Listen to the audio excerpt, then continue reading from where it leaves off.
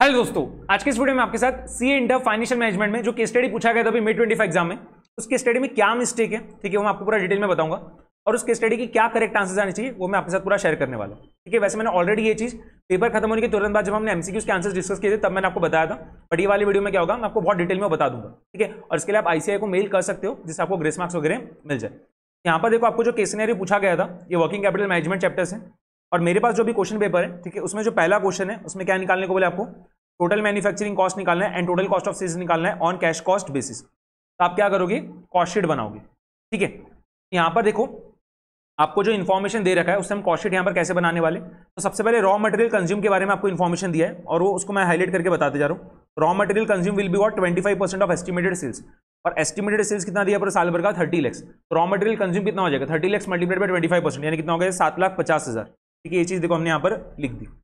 अब वेजेस के बारे में भी आपको देखो इन्फॉर्मेशन दे रखा है, उसको भी मैं आपको हाईलाइट करके बता दे रहा हूँ। यहाँ पर देखो क्या लिख के दिया है, wage expenses will be 20% of sales. तो 30 लाख मल्टीप्लाइड बाय 20% करोगे तो क्या होगा 6 लाख आ जाएगा। ठीक है, यहाँ पर देखो हमने वेजेस जो है ये 6 लाख लिख के बता दिया। अब डायरेक्ट एक्सपेंसेस के बारे में आपको कुछ भी इन्फॉर्मेशन दिया नहीं, आप पूरा केस सिनेरियो पढ़ लेना, आपको डायरेक्ट एक्सपेंसेस के बारे में कुछ भी इन्फॉर्मेशन नहीं मिलेगा। तो यहाँ पर 7,50,000 प्लस 6 लाख जब आप करोगे तो क्या होगा 13,50,000 आ जाएगा, और ये क्या रहेगा यहाँ पर आपका प्राइम कॉस्ट रहने वाला है। ओके, अब आगे आपको जो है ना केस सिनेरियो में एक इन्फॉर्मेशन दिया है आउटस्टैंडिंग कैश मैन्युफैक्चरिंग ओवरहेड का। तो देखो मैं आपको हाईलाइट करके बता रहा हूँ, outstanding cash manufacturing overhead expenses at the end of the year will be what 60,000 rupees and it will be paid in 1 month earlier. यहाँ पर उसने आपको दिया है कि ईयर एंड पे जो आउटस्टैंडिंग कैश मैन्युफैक्चरिंग ओवरहेड है वो कितना है 60,000 रुपीज है। यहाँ पर अगर मुझे कैश मैन्युफैक्चरिंग ओवरहेड एक्सपेंस चाहिए पूरे साल भर का तो क्या रहेगा 60,000 मल्टीप्लाइड बाय 12 रहेगा, यानी कितना हो जाएगा 7,20,000 आ जाएगा। तो यहाँ पर मैं क्या कर रहा हूँ, हमारे कॉस्ट शीट में कैश मैन्युफैक्चरिंग ओवरहेड लिख के बता दे रहा हूँ, कितना देखो 60,000 मल्टीप्लाइड बाय 12 यानी कितना आ गया 7,20,000। ओके, अब देखना 13,50,000 प्लस 7,20,000 करने पे कितना आ रहा है 20,70,000 आ रहा है। ये क्या आ गया हमारा टोटल कॉस्ट ऑफ मैन्युफैक्चरिंग आ गया ऑन कैश कॉस्ट बेसिस। ठीक है, यहाँ पर मैं ये 20,70,000 जो हमारा आया टोटल मैन्युफैक्चरिंग कॉस्ट, इसको मैं ऑन कैश कॉस्ट बेसिस क्यों बोल रहा हूँ, क्योंकि यहाँ पर हमने क्या करा जो नॉन कैश एक्सपेंस है जैसे कि डेप्रिसिएशन वगैरह उसको हमने कंसिडर नहीं किया। यहाँ पर देखो हमने क्या करा सिर्फ कैश मैन्युफैक्चरिंग ओवरहेड ही कंसिडर किया। ठीक है, अगर मैं यहाँ पर डेप्रिसिएशन भी कंसिडर करता था, ठीक है, तो फिर हमारा आंसर क्या होता था अलग आता था, बट हमें उस चीज को कंसिडर करना ही नहीं है क्योंकि उसने क्वेश्चन में क्लियरली बोला है कि आपको टोटल मैन्युफैक्चरिंग कॉस्ट और टोटल कॉस्ट ऑफ सेल्स क्या करना है कैश कॉस्ट बेसिस पे निकालना है। तो आपको क्या करना पड़ेगा, जो भी आपके नॉन कैश एक्सपेंसेस जैसे कि डेप्रिसिएशन वगैरह उसको आपको कंप्लीटली इग्नोर करना पड़ेगा। ओके, यहाँ पर हमारा टोटल मैन्युफैक्चरिंग कॉस्ट आ गया कितना 20,70,000। अब देखो दिक्कत क्या है, यहाँ पर बहुत सारे स्टूडेंट्स क्या करते हैं, टोटल मैन्युफैक्चरिंग कॉस्ट आपका 20,70,000 आ गया और यहाँ पर क्या सिर्फ एक ही ऑप्शन में टोटल मैन्युफैक्चरिंग कॉस्ट 20,70,000 दे रखा है। तो क्या करेगा स्टूडेंट एग्जाम में टाइम बचाने के लिए, तो क्या करेगा टोटल कॉस्ट ऑफ सेल्स निकालेगा ही नहीं। ठीक है, और डायरेक्टली क्या करेगा ऑप्शन नंबर ए को चूज करके आ जाएगा। इसी वजह से क्या हुआ है बहुत सारे स्टूडेंट्स का यहाँ पर ये केस स्टडी का आंसर आ गया। बट अगर कोई स्टूडेंट की, ठीक है, क्वेश्चन पेपर में केस स्टडी का जो पहला क्वेश्चन है ना उसमें अगर वो पूछ रहा है आपको finish goods inventory and total debtors, या फिर वो आपको निकालने को बोल रहा है करंट एसेट्स जो है ऑन कैश कॉस्ट बेसिस, वहां पर जो स्टूडेंट्स को बहुत ज्यादा दिक्कत आई।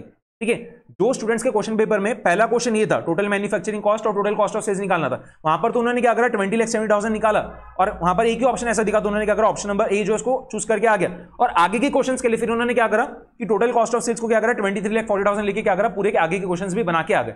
बट जो स्टूडेंट्स के क्वेश्चन पेपर में केस स्टडी का पहला क्वेश्चन ये नहीं था, ठीक है, उसके जगह उन्होंने क्या करा है पहला क्वेश्चन में फिनिश गुड्स इन्वेंटरी या टोटल डेटर्स पूछ लिया वैसा, या फिर करंट एसेट्स पूछ लिया, वहां पर स्टूडेंट्स को बहुत ज्यादा दिक्कत आई है क्योंकि फिर यहां पर उनके आंसर्स मैच नहीं हो रहे और इस वजह से क्या हुआ स्टूडेंट्स ने वहां पर केस स्टडी पूरी छोड़ दी।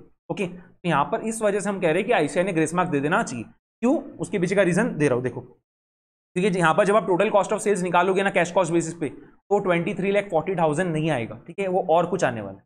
यहां पर यहां तक तो हम आ गए थे कि टोटल मैन्युफैक्चरिंग कॉस्ट जो है कैश कॉस्ट बेसिस पे वो कितना आ रहा है 20,70,000 आ रहा है। अब आगे हम कॉस्ट शीट को और बनाना चालू रखते हैं। तो यहां पर क्या होगा, इसमें हम ऐड कर देंगे opening stock of finish goods और लेस कर देंगे closing stock of finish goods. तो क्या होगा हमारा cash cost of goods sold निकल के आ जाएगा। अब यहां पर देखो opening stock of finish goods तो जीरो रहने वाला है, उसके पीछे का रीजन जब आप केस सिनेरियो पढ़ोगे तो पहला लाइन देखो क्या दिया है, XYZ limited wants to establish a shoe manufacturing unit. यहां पर क्या हो रहा है, न्यूली फॉर्म्ड एंटिटी, उसका कुछ भी ओपनिंग स्टॉक रहेगा क्या, नहीं। तो opening stock of finish goods तो हम क्या लिखेंगे, जीरो लिख देंगे। But closing stock of finish goods तो आएगा, उसके बारे में आपको इन्फॉर्मेशन भी दे रखा है। देखो मैं यहां पर हाईलाइट कर रहा हूं, finish goods inventory will be maintained eight 1 month requirement, और क्या बोला है finish goods will be valued at manufacturing cost. यहां पर आप जो closing stock of finish goods है वो कैसे निकालोगे, देखो आपका जो टोटल मैन्युफैक्चरिंग कॉस्ट आया था, ठीक है, कैश कॉस्ट बेसिस पे कितना आया था 20,70,000 आया था। और वो क्या बोल रहा है कि फिनिश गुड्स इन्वेंट्री जो है that will be maintain at what 1 months requirement, और फिनिश गुड्स का जो वैल्यूएशन आपको क्या करना है, मैन्युफैक्चरिंग कॉस्ट पे करना है। यहाँ पर closing stock of finish goods जो कितना आएगा 20,70,000 डिवाइडेड बाय 12 मल्टीप्लाइड बाय 1, तो कितना आने वाला है 1,70,500 आने वाला है। ठीक है, तो ये हमने देखो यहाँ पर लिख दिया।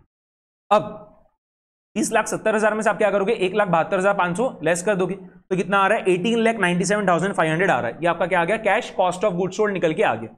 अब इसमें आप क्या करोगे, ऐड कर दोगे आपका जो एडमिनिस्ट्रेटिव कॉस्ट दे रखा है आपको केस सिनेरियो में, ठीक है, और ऐड कर दोगे जो सेल्स प्रमोशन एक्सपेंसेस दे रखा है वो, ठीक है। और यहां पर हम एक अजम्पशन और ले रहे हैं कि जो आपको एडमिनिस्ट्रेटिव कॉस्ट दिया है क्वेश्चन में, ठीक है, वो क्या है, प्रोडक्शन एक्टिविटी से रिलेटेड नहीं है। इस वजह से हमने उसको क्या करा, cash cost of goods sold का फिगर निकालने के बाद लिखा है, ठीक है। अगर प्रोडक्शन एक्टिविटी से रिलेटेड रहता था तो उसको हम पहले ही लिख देते थे। ओके, तो यहां पर देखो एडमिनिस्ट्रेटिव कॉस्ट जो है कितना दिया था आपको, 1,80,000 दिया था। मैं आपको हाईलाइट करके बता दे रहा हूं, ये सब इंफॉर्मेशन कहां पे दे रखी है, यहां पर देखना total administrative cost to be paid after 1 month कितना है 1,80,000 है, और सेल्स प्रमोशन एक्सपेंसेस कितना है 9,000 है, which will be paid quarterly in advance. यहां पर हम 1,80,000 जो है लिख देंगे एडमिनिस्ट्रेटिव कॉस्ट, और सेल्स प्रमोशन एक्सपेंसेस जो उसको 90,000 लिख देंगे। इन तीनों को जब आप ऐड कर रहे हो 18,97,500 प्लस 1,80,000 प्लस 90,000, तो ये कितना आ रहा है 21,67,500। ये आपका क्या आ गया, कैश कॉस्ट ऑफ सेल्स आ गया, ये कैश कॉस्ट ऑफ सेल्स हो गया। और ऐसा आपको कोई भी ऑप्शन दिया नहीं है, ठीक है, आप देख लो कैश कॉस्ट ऑफ सेल्स आपको किधर भी जो है 21,67,500 दिया नहीं। ओके, अब यहां पर जब हम टोटल डेटर्स निकालेंगे, ठीक है, टोटल डेटर्स निकालेंगे तो कैसे निकालना पड़ेगा, देखो तो उसके लिए भी आपको इंफॉर्मेशन दे रखा है, ठीक है, केस सिनेरियो में। उसको एक बार मैं आपको हाईलाइट करके बता दे रहा हूं।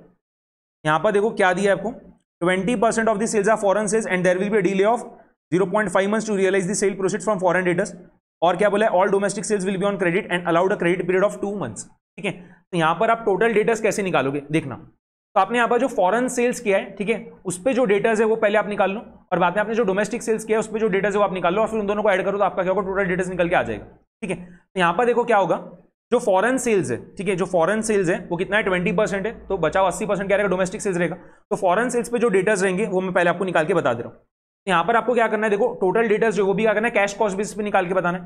यहाँ पर आप क्या करोगे, जो आपका कैश कॉस्ट ऑफ सेल्स आया है 21,67,500 उसको आपको कंसिडर करना रहेगा। ठीक है, टोटल डेटर्स निकालते वक्त आपने भूल के भी जो है 30 लाख को यूज में लेना नहीं है, ठीक है, वो गलत हो जाएगा। यहाँ पर आपको क्या करना है, टोटल डेटर्स निकालना है कैश कॉस्ट बेसिस पे, तो आप क्या करोगे, जो आपका कैश कॉस्ट ऑफ सेल्स आया 21,67,500 उसको आप क्या करोगे, यूज में लोगे। तो फॉरेन सेल्स पे जो आपके डेटर्स है वो कितने रहेंगे, देखो 21,67,500 मल्टीप्लाइड बाय 20%, ठीक है, डिवाइडेड बाय 12 मल्टीप्लाइड बाय 0.5, ये करने पे कितना आ रहा है 18,062.5 आ रहा है। और डोमेस्टिक सेल्स पे जो हमारे डेटर्स है वो कितने रहेंगे, देखो 21,67,500 multiplied by 80% divided by 12 multiplied by 2। ठीक है, यहां पर हम 0.5 से मल्टीप्लाई क्यों कर रहे हैं फॉरेन सेल्स के इसमें, क्योंकि वहां पर लिखा था कि हम जो फॉरेन सेल्स वाले डेटा जो क्या कर रहे हैं 0.5 मंथ्स में पैसा दे दे रहे हैं, और डोमेस्टिक सेल्स वाले जो डेटा जो क्या कर रहे हैं 2 महीने के बाद पैसा दे रहे हैं, वैसा इसके लिए यहां पर 2 से मल्टीप्लाई हो रहा है, और यहां पर क्या हो रहा है 0.5 से मल्टीप्लाई कर रहे हैं। ओके, यहाँ पर डोमेस्टिक सेल्स वाले जो डेटा जो कितने आ रहे हैं, 2,89,000 आ रहे हैं, और इन दोनों को जब आप ऐड कर दोगे 18,062.5 प्लस 2,89,000 तो कितना आ रहा है 3,07,062.5 आ रहा है। और आप चेक कर लो ऐसा कोई भी ऑप्शन नहीं है। ठीक है, यहां पर आपको क्या निकालना था, फिनिश गुड्स का इन्वेंट्री निकालना था और टोटल डेटर्स निकालना था ऑन कैश कॉस्ट बेसिस। तो फिनिश गुड्स का इन्वेंट्री तो हमने क्या करा था, जब हम कॉस्ट शीट बना रहे थे तभी हमारा निकल गया था, कितना आया था 1,72,500 आया था, ठीक है, 1,70,500। और जो हमारा टोटल डेटर्स है, ठीक है, कैश कॉस्ट बेसिस पे कितना आ रहा है 3,07,062.5।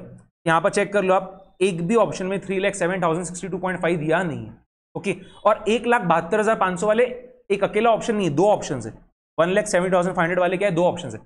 तो अगर कोई स्टूडेंट की केस स्टडी में पहला क्वेश्चन ये था जिसमें उसको क्या करना था, फिनिश गुड्स का इन्वेंट्री और टोटल डेटर्स निकालना था कैश कॉस्ट बेसिस पे, उसका फिनिश गुड्स इन्वेंट्री क्या हुआ 1,72,500 आ गया। ठीक है, बट जब वो पूरा कॉन्सेप्चुअली करेक्ट सॉल्यूशन निकाल रहा है तो वहां पर उसका जो टोटल डेटर्स है वो कितना आ रहा है 3,07,062.5 आ रहा है। ठीक है, और उसको तो वैसे एक भी ऑप्शन में नहीं दिखा, तो वो तो वहां पर एग्जाम में घबरा जाएगा ना। ठीक है, इस वजह से क्या हुआ, बहुत सारे स्टूडेंट्स ने यहाँ पर वो कोई भी ऑप्शन टिक करके आए। ठीक है, जिनके केस स्टडी में पहला क्वेश्चन ये था वहां पर तो उनकी बात बन गई, उन्होंने क्या करा, जो टोटल कॉस्ट ऑफ सेल्स है 23,40,000 लेके क्या करा, आगे के क्वेश्चंस के आंसर्स बना दी।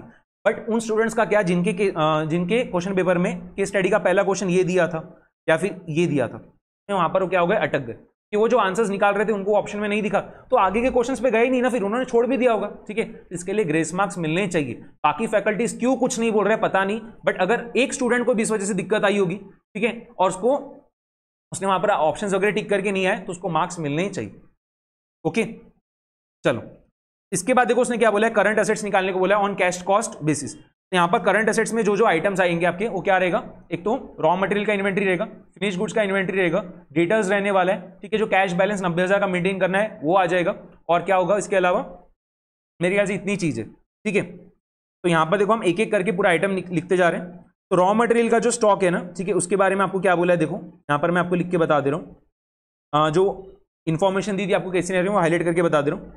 Stock of raw material will be held at 1.5 months of its consumption, ठीक है। तो रॉ मटेरियल का स्टॉक देखो क्या होगा, हम जो पूरा मिला के रॉ मटेरियल कंज्यूम कर रहे हो कितना है, 7,50,000 है, बट वो पूरे 12 महीने का है, तो 1.5 मंथ्स का कितना रहेगा, तो 7,50,000 डिवाइडेड बाय 12 मल्टीप्लाइड बाय 1.5, ठीक है। ये करने पे देखो आपका आएगा 93,750, ओके। फिनिश गुड्स का इन्वेंट्री हमने ऑलरेडी निकाल लिया है, कितना आया था, 1,72,500 आया था, जब हम कॉस्ट शीट बना रहे थे तभी ये चीज आ गई थी। टोटल डिटेल्स हमने ऑलरेडी निकाला है, कितना आ रहा है, 3,07,062.5 आया, ठीक है। तो उसको भी हमने देखो यहाँ पर लिख दिया, और कैश बैलेंस कितना है, 90,000 है। और करंट एसेट्स में एक और चीज आएगी, क्योंकि क्वेश्चन में देखो क्या लिख के दिया था आपको, कि जो सेल्स प्रमोशन एक्सपेंसेस है, ठीक है, debt will be paid quarterly in advance. तो प्रीपेड सेल्स प्रमोशन एक्सपेंसेस कितना रहेगा, 90,000 डिवाइडेड बाय 4, तो कितना आएगा, 22,500 आ जाएगा, ठीक है। तो ये चीज भी हम लिख देंगे, ओके।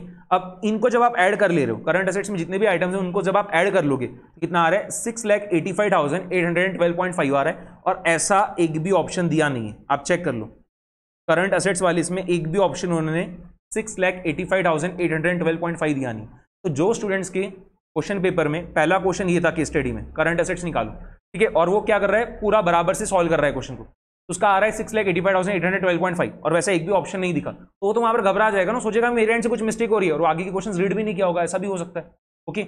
यहाँ पर ग्रेस मार्क्स मिलने ही चाहिए, ओके। इसके बाद देखो जो फोर्थ क्वेश्चन पूछा है यहाँ पर, उसमें क्या करना था आपको, करंट लायबिलिटीज निकालना था। अब करंट लायबिलिटीज में क्या क्या चीज आएगी, तो करंट लायबिलिटीज में जो आइटम्स आएंगे, ठीक है, इस केस सिनेरियो के हिसाब से वो क्या क्या आने वाला है, एक तो आपका क्रेडिटर आएगा, ठीक है, उसके अलावा आउटस्टैंडिंग वेजेस आने वाला है, और एक क्या चीज आएगी, आपका आउटस्टैंडिंग कैश मैन्युफैक्चरिंग ओवरहेड आ जाएगा, ठीक है। यहां पर देखो क्रेडिटर्स जो है कितने रहेंगे, उसके लिए आपको इंफॉर्मेशन दे रखा है, मैं आपको हाईलाइट करके बता दे रहा हूं, तो देखना यहां पर, company will get a credit period of 2 months of consumption from it supplier of raw material. पूरा मिला के जो रॉ मटेरियल कंज्यूम हो रहा है साल भर में कितना है, 7,50,000 है, तो क्रेडिटर कितने हो जाएंगे, 7,50,000 डिवाइडेड बाय 12 मल्टीप्लाइड बाय 2। यहां पर देखो हमने लिख के भी बताया, 7,50,000 डिवाइडेड बाय 12 मल्टीप्लाइड बाय 2 करने पे कितना आ रहा है, 1,25,000 आ रहा है। आउटस्टैंडिंग कैश मैन्युफैक्चरिंग ओवरहेड तो आपको डायरेक्टली केस सिनेरियो में दे ही रखा था, कितना, 60,000, वो भी देखो हमने लिख दिया, ठीक है। आउटस्टैंडिंग वेजेस जो है कैसे निकालेंगे, देखना, आउटस्टैंडिंग वेजेस के बारे में जो इन्फॉर्मेशन है वो भी मैं आपको बता दे रहा हूं, तो इसको देखो मैंने यहां पर हाईलाइट किया, wage expenses will be 20% of sales and will be paid in half months lag, दिखा, wage expenses will be 20% of sales and will be paid in half months lag. तो कैसे करोगे आप, पूरा मिला के जो आपका वेजेस है वो कितना आया था, 6 लाख आया था, ठीक है। तो यहां पर आपका आउटस्टैंडिंग वेजेस जो है कितना होगा, 6 lakh divided by 12 multiplied by 0.5, ठीक है। कितना आ रहा है देखो, 6 lakh divided by 12 multiplied by 0.5, ये करने पे कितना आ रहा है, 25,000 आ रहा है। और एडमिनिस्ट्रेटिव कॉस्ट के बारे में भी आपको देखो कुछ इन्फॉर्मेशन दी थी, कि टोटल एडमिनिस्ट्रेटिव कॉस्ट जो है वो भी क्या है, to be paid after 1 month है, और पूरा मिला के कितना, 1,80,000 है। आउटस्टैंडिंग एडमिनिस्ट्रेटिव कॉस्ट जो है कितना होगा, 1,80,000 डिवाइडेड बाय 12 मल्टीप्लाइड बाय 1, ये करने पे कितना होगा, 15,000 आ जाएगा, ठीक है। 1,80,000 डिवाइडेड बाय 12 मल्टीप्लाइड बाय 1 करने पे कितना होगा, 15,000 आ जाएगा।